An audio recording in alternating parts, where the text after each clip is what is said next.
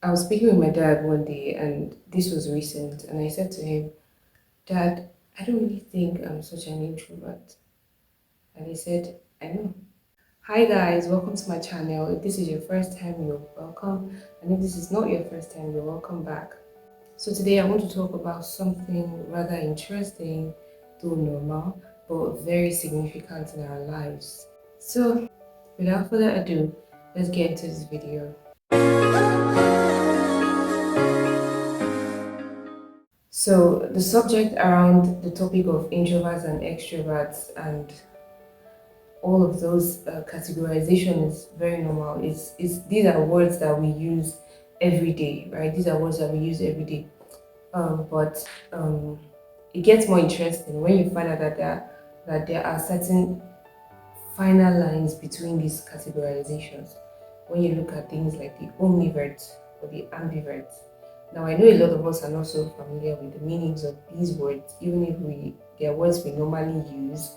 So before we get further into this video, I want us to look at the dictionary meaning of these words, right? So that we know exactly what we're talking about.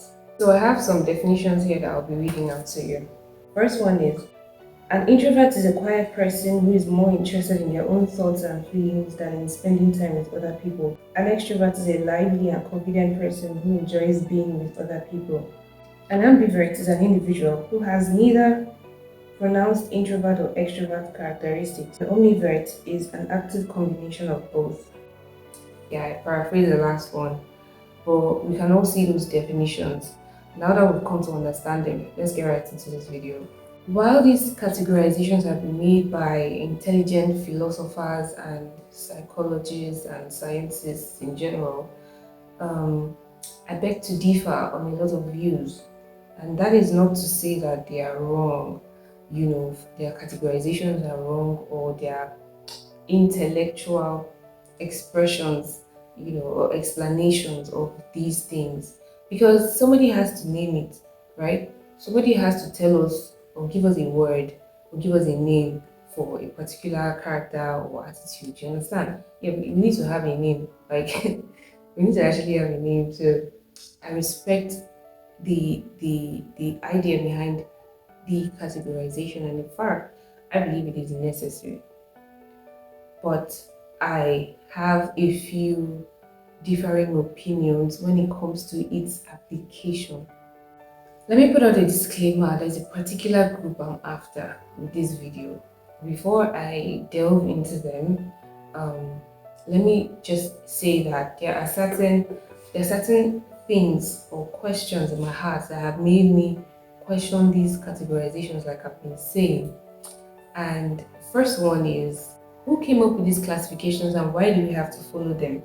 I know we said it was scientists and philosophers, but and I'm not going to give you any scientist name, any dates in some AD time. No, this is a rhetoric question that somebody has to ask. And if nobody is going to ask, I'm going to ask. The second question is everything they said about it all there is to it, or is there something more? Right? Does it mean that every person I see who is loud and expressive must be an introvert? Or is it that an introvert cannot express themselves? But I get it, these are classifications, and whenever any of them is in display, there's just a name for it. The third question is, do I have the power to define myself, and how can I do that? Well, the answer is yes, you have the power to define yourself, and you can do that by choosing what character to display, what character to express while interacting with people. Now to the stars of my video. Introverts. Yes, this video is for you. If you identify as an introvert, in the world today, we're all identifying as a lot of things. We're all identifying as a lot of things. For me, people may identify as cats, goats, fish, people who don't greet, people who get angry easily. But I choose to identify as a child of God. Simple and short. You know me, I don't like too much drama. So let's leave it as that. For those of us that identify as introverts, whether consciously or unconsciously, intentionally or unintentionally, I want to ask a question because these questions are burning in my heart and I have noticed certain trends, hence my curiosity. Are you an introvert or do you have self doubt? Are you an introvert or do you just not believe in yourself? Are you an introvert or is it that you deeply believe that you don't have anything to offer, even if you have something to offer, or you don't believe what you have to offer is valuable? Are you an introvert because you feel like when you are in a room full of people, you are intimidated?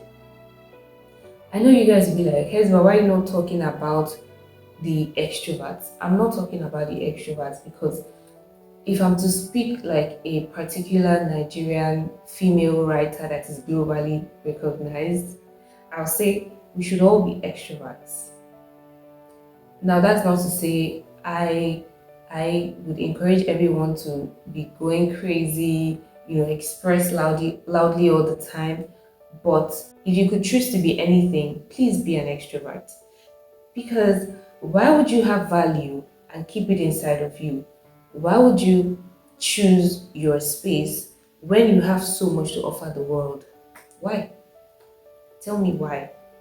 Now, calm down. I know you have a few differing opinions. You're like, Hepzibah, it's not like I don't want to express myself. It's just that I like to stay on my own, right? I just like to be on my own. And I actually read an article that says that introverts are just people who recharge by being on their own, and extroverts are people who recharge by being with people. Simply put, extroverts come alive when they're with people, and they are not really their best self when they're alone, while introverts are their best self. They're just comfortable in their own skin and they do not exactly enjoy human interaction like extroverts do, right? And that's okay. But it's not okay when your desire to have your own space is not allowing you to take up space in the world. Get it now?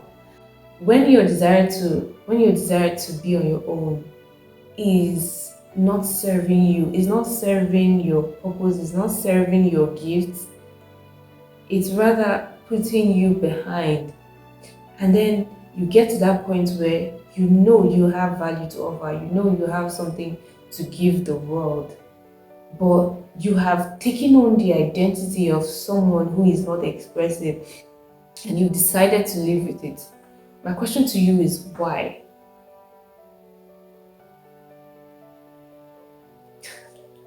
Why? Why? Okay, at this point, I've asked that question a number of times, so I'm going to move on. Now, this video is simply a call to reflection. I'm not going to tell you what to do. I just want you to reflect. I just want you to think about each and every moment you have decided to not be expressive. I don't want to use the word shrink or hide in your shell. Let me use the word not expressive. Every time you have decided to be inexpressive, was it because you really just wanted your space?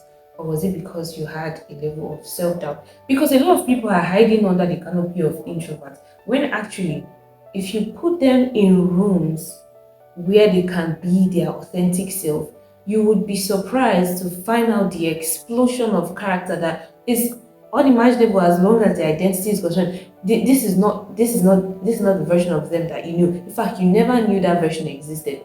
So why? What's stopping you from bringing it out? And I'm not talking about following your dreams or doing big things. That's part of it.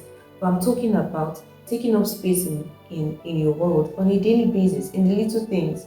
When your teacher asks a question and you have the answer, why can't you just raise your hand and say it? Why do you choose to live with the pain of knowing that you had the correct answer and now someone else has taken the credit when you could do it? It has happened to me several times. It has happened to me several times. One time I was in class and the lecturer asked the question and I knew the answer. I even said the answer right. My neighbor was like, say it now, why don't you just say it? And I just couldn't. I don't know. I just couldn't. And someone else said the exact answer. And my teacher was so happy. Sorry, lecturer. My lecturer was so happy. She was like, "Oh my goodness, wow, that's so nice. So you guys actually know this thing." My friend was the one that now looked at me and he said, "You'd have answered that question."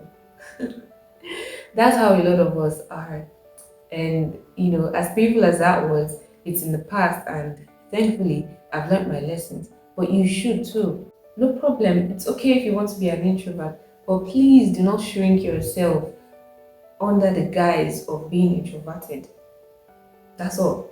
That's all I'm saying.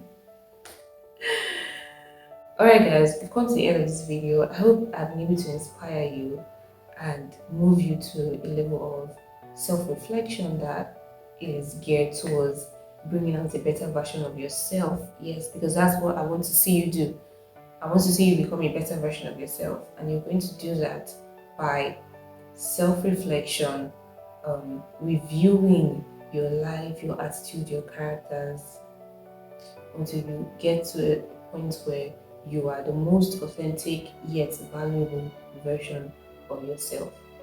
Alright, till I see you guys again in my next video, please let me know your thoughts on this video in the comment section, and also don't forget to tell me whatever topics it is you want me to talk about. I'll be glad to do so. Alright guys, bye!